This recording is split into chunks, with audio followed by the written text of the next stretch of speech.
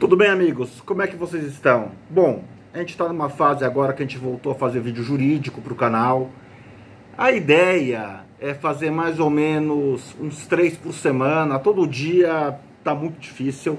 Graças a Deus não está faltando trabalho aqui no escritório, então não dá para a gente fazer na medida que gostaríamos. Pois bem, vamos direto ao ponto desse vídeo aqui, para não enrolar muito.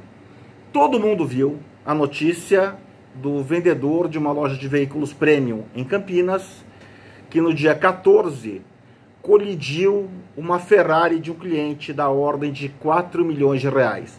Tem notícia que fala de 3 milhões e 200, tem notícia que fala de 4 milhões, é difícil saber, mas é um carro de qualquer forma caríssimo, caríssimo.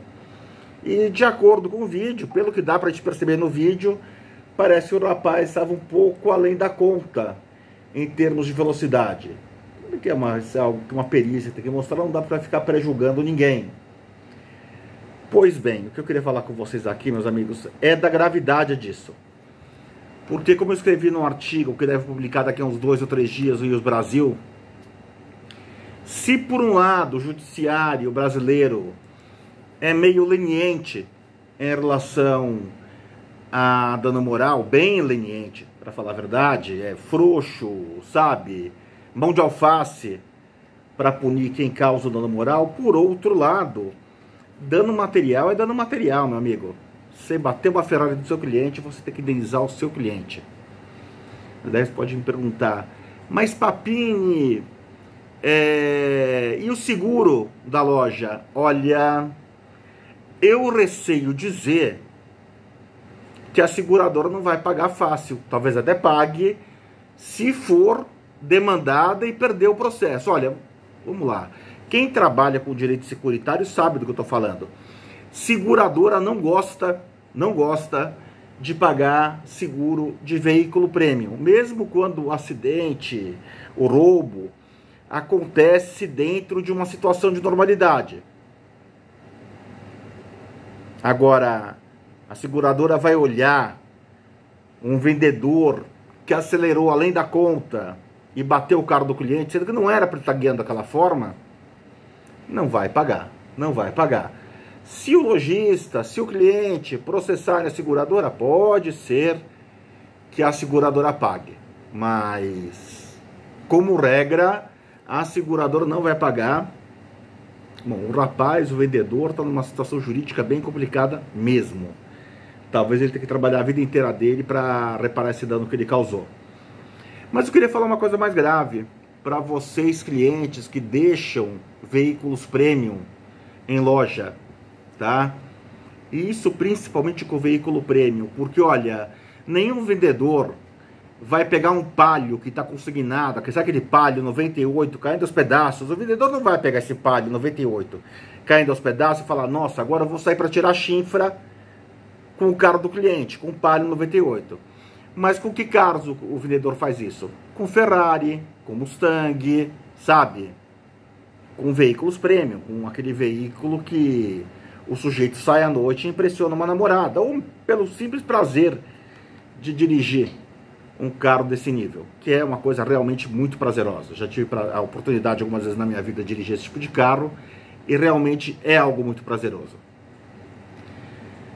E eu queria lembrar vocês, porque se vocês verem o vídeo, assistirem o vídeo, vocês vão ver que por coisa de 10 ou 20 metros,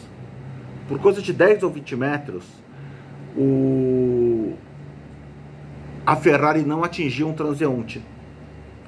Por coisa de 10 ou 20 metros, a Ferrari não atingiu um transeunte. O que isso significa, meus amigos? E se atinge e mata um transeunte, o que isso significa? Significa perdas e danos. Eu fiz um cálculo no meu artigo no News Brasil, que vou colocar na descrição do vídeo esse cálculo, que é basicamente o seguinte: imagina que esse transeunte é casado, tem filhos e tem 30 anos de idade e ganha 7 mil reais por mês, tá? Expectativa de vida atual do brasileiro, 75 anos de idade. Então a gente está falando de 7 mil reais por mês dos 30 anos de idade até os 75. Sabe quanto que dá isso? 7 mil reais por mês vezes 30 anos, 35 anos, não, 45 anos. esses 7 mil reais por mês se transformam em 4 milhões e 100 mil reais. Isso sem contar sucumbência, juros, correção monetária, dano moral, etc, etc, etc, etc. A conta fica absurdamente cara.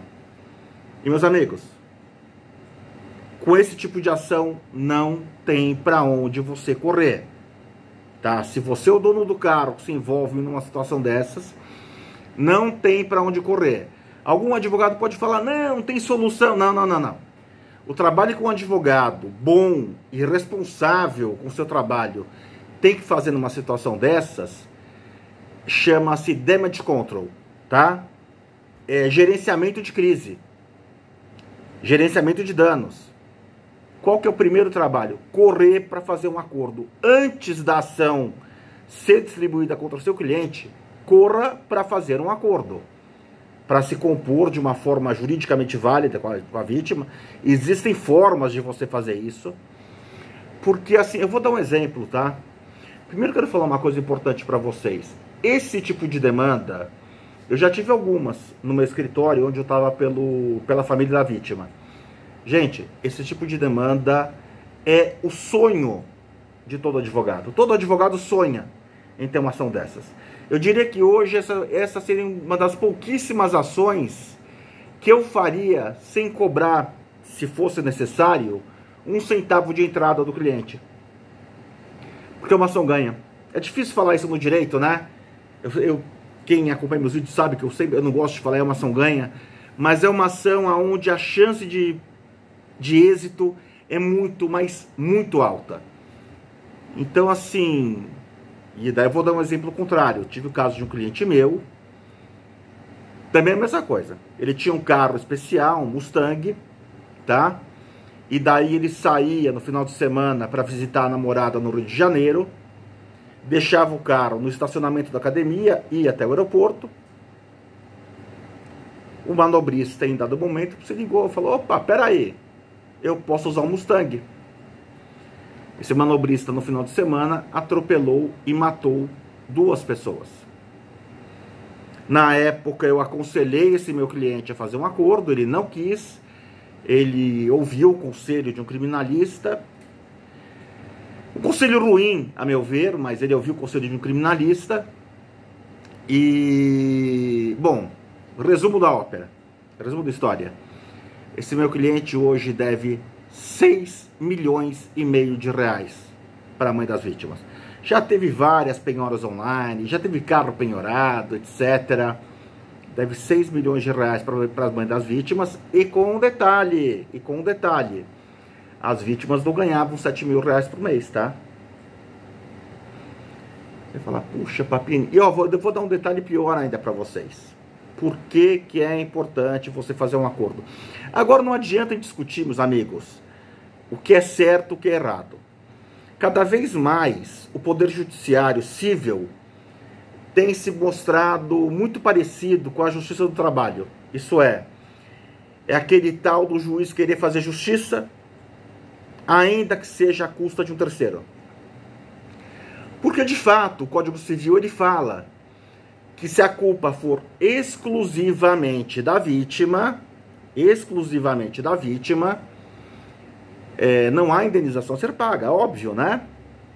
Pois bem, no caso desse meu ex-cliente,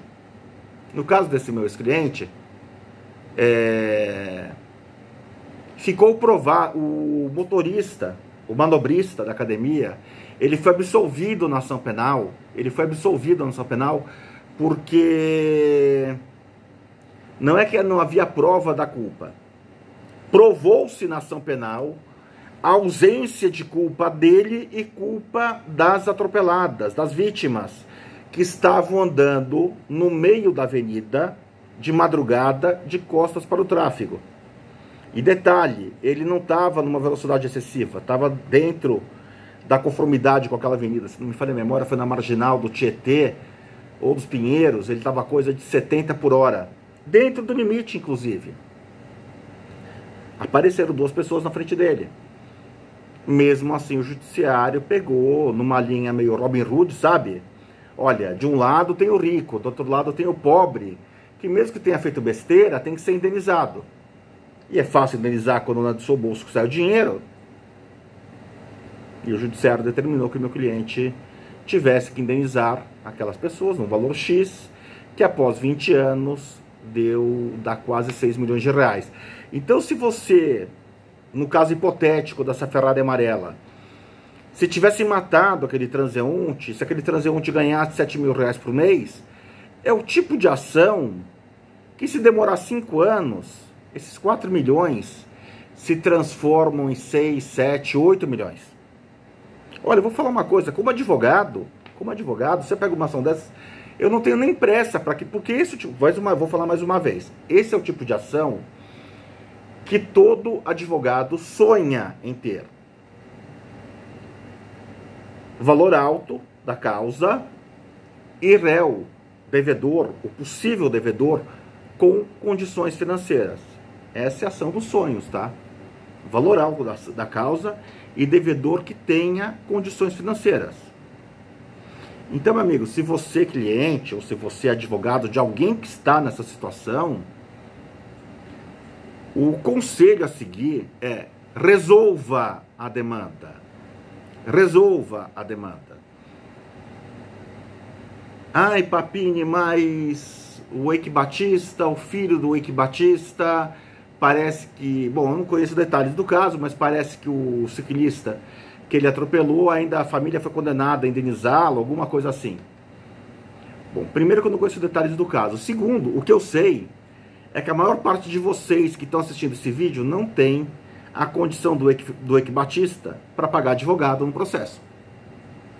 Então vamos ser realistas. Se você atropelar alguém e causar dano físico a alguém, ou por outra, eu espero que isso não aconteça nunca com você, mas se você atropelar alguém e matar este alguém,